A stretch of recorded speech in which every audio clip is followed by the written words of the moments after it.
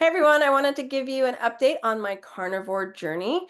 I've gotten involved in some of the carnivore and ketovore groups on Facebook, and let me tell you, they are, I guess you could say, a crack up.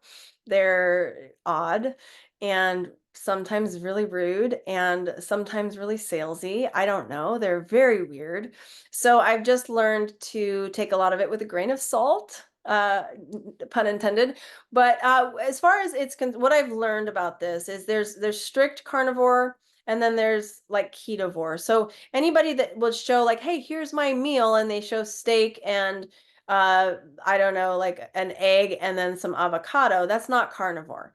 That's ketovore. So the carnivores go ballistic over that, right? You put any even garnish of vegetable or anything near your meat, you're no longer a carnivore. A strict carnivore would be red meat, salt, and water. Like that's it. I can't do that. When you get into the normal carnivore, you're dealing with fatty meats. That's a big deal. So it's not like filet mignon and like the lean meats. Chicken is not great. If you do chicken or filet mignon, because that's us, we do like white meat chicken, filet mignon, like we're not into fatty meat cuts. We just aren't. They say just take like a tablespoon of butter and put it on it. So eat it with lots of butter. I'm like, okay, I can get on board with that. So it's a lot of fat bombs. That means, I eat a lot of ghee. I eat just straight organic butter, not like, people say, yeah, I eat a stick of butter. What I will do is make say an amino acid. I have this Live Conscious amino acid protein drink that has it's no carbohydrates, and it's a chocolate flavor. So it's like a nighttime chocolate milk type of thing. No milk. You can do milk on a light carnivore plan, but really it's not good. So no milk. We would put in like maybe 1 or 2 tablespoons of butter in there. And I thought at first that was going to be gross, but it's not. It's quite delightful. And actually, ghee is a little bit better tasting with, say, a chocolate milk type of thing, warm hot cocoa. But again, no milk. The other thing is cheese is allowed, but in small amounts. And that's where it can get kind of a slippery slope because cheese really does add variety to all of this. And so they say like hard cheddar cheese, hard cheeses like Parmesan, things like that are fine. But when you get into the soft cheeses, it's a slippery slope because those can create too much. You won't be in ketosis with that. You won't lose weight when you eat too many cheeses. The goal though is to help your body start to become fat. Basically you burn fat for energy, as opposed to, it's like called fat adaptive. So your body's using fat instead of carbohydrates to burn for fuel. And so some people get on the keto strips and stuff. They're not as effective for reading, and people get really crazy about those keto strips. So I don't recommend them.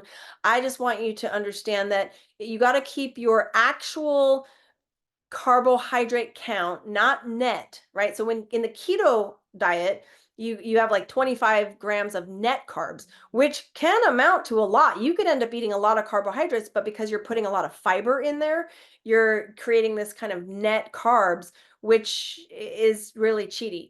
So in this, you want to stay to 10 total grams of carbohydrates. So the problem is that eggs, right? Eggs are approved on a carnivore diet.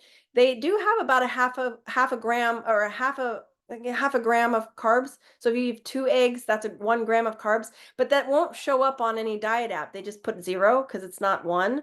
So we got to kind of understand that you are still getting carbs. There are still carbs in meat, but if you can really focus on 70% fat to 30% protein with no more than 10 grams of carbs total, you'll actually be just fine. And it's not an eat all you want, and it's not calorie restrictive. Your body actually will say, I'm full. Like you just can't eat anymore. I was very like curious about this, suspect. There's propaganda going around about some dude who ate 6 to 9 pounds of cheese and he's oozing cholesterol. Do you know that's fake? That's all fake news. That is not real. And so it's interesting to me, there's another thing where it's showing artery clogging, and it's saying this is a vegan, this is a vegetarian, it goes down to carnivore, it's all clogged. That is a photoshopped image. That is not true. So to see the propaganda that is up against this, but then to actually listen to and like kind of study alongside of doctors who have actually seen their patients improve. Like, well, there's only one thing I've seen be kind of potentially terrible, and that's somebody maybe with gout, right? That you can have some gout flare-ups with this because it's too much protein. But what I've learned, and this is something that I've thought, okay, I don't want to be fully carnivore, because that was I feel like what happens is, and this is wild, you guys know I love to poop. Poop is like a big deal in the naturopathic world, and I love to like help you guys learn how to poop better. When you go full carnivore, you don't poop very often. You poop maybe once every 3 days, and it's a small amount. And that concerned me, but then I realized here's what's happening. Your body utilizes all of that. There's nothing in protein and fat that your body doesn't utilize. So all of it is getting used. So you have small, compact little poops.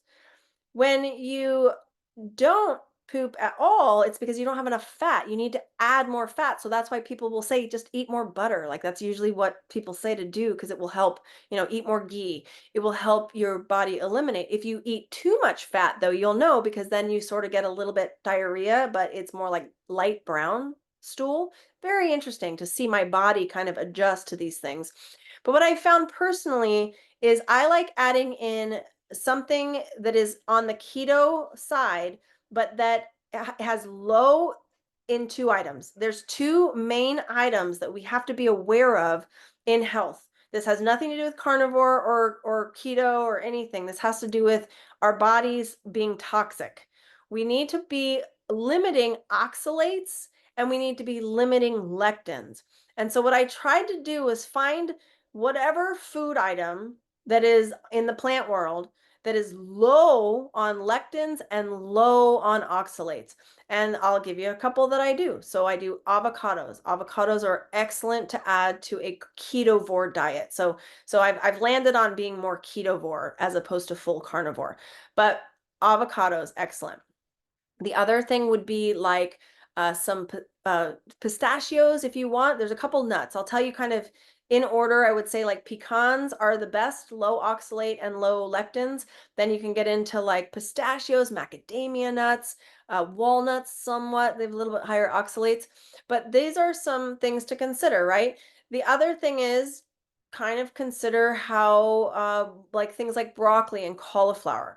So if you're going to do a keto crust, so I did this once. In the past month, I had a keto pizza, and I did a cauliflower crust, cooked it well done. It was delightful.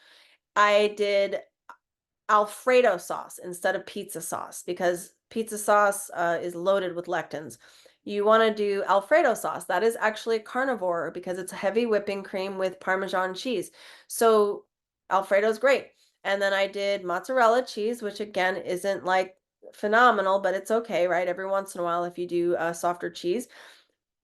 And I did pepperoni and sausage, right? I typically don't eat that, but I know my body because I know my schedule of like parasite cleanses, and I do those every 6 months. So I'm not super concerned about parasites. And that's something to consider as well. If you're not doing a consistent routine maintenance on parasite cleanses, you want to be careful about pork items, right? And so that being said, I have been eating bacon, and you guys know I'm a big, like, no, no, no on bacon because of the parasites. Okay. Any type of meat that is, processed is going to cause heat in the body. Actually, protein does this anyways. But what happens is your body starts to regulate. So in the beginning, I was using an HCl supplement. That's just to help the stomach acid digest the meat a little bit better. But now I don't need to do that anymore. I also do eat a lot of eggs. So I hard boil them. I just eat them as snacks. Anytime I get hungry, just pop a hard boiled egg, right? Like really good. Use a lot of salt.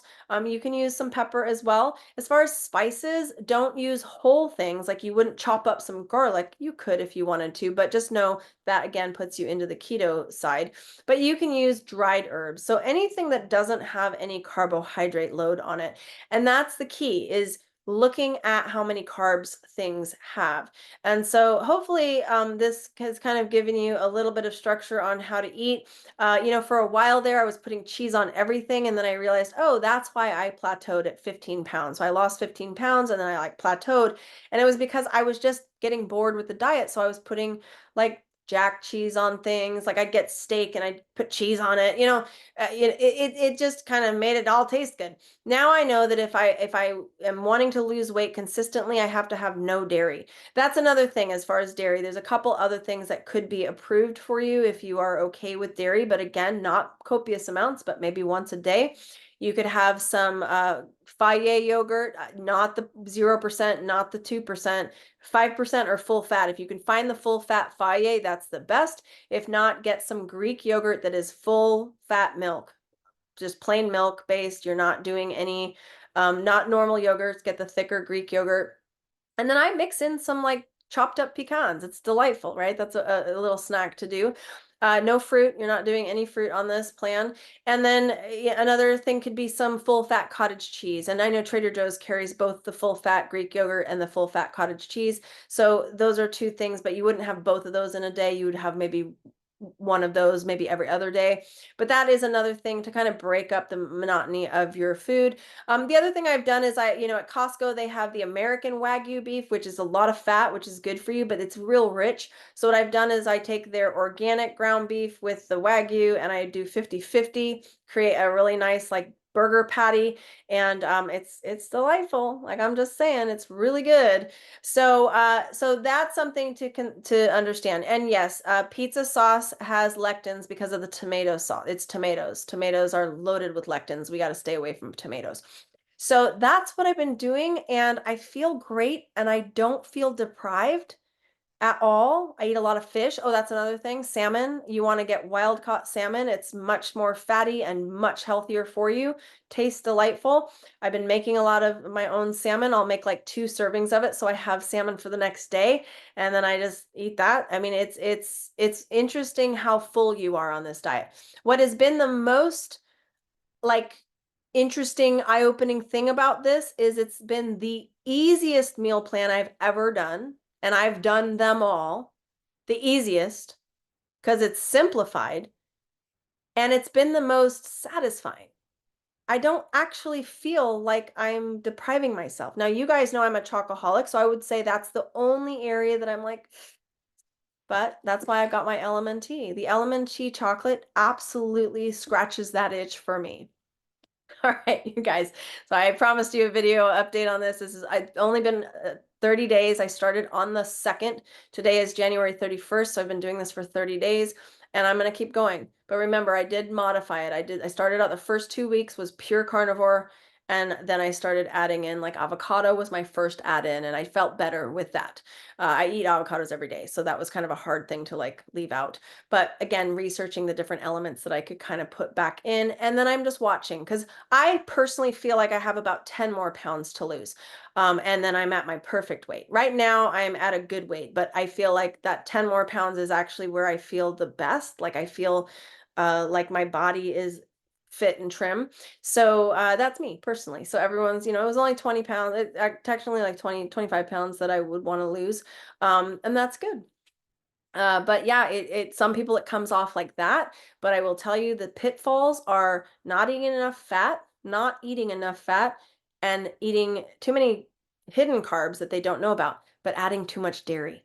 So if you add cheese and you're trying to lose weight, don't do it.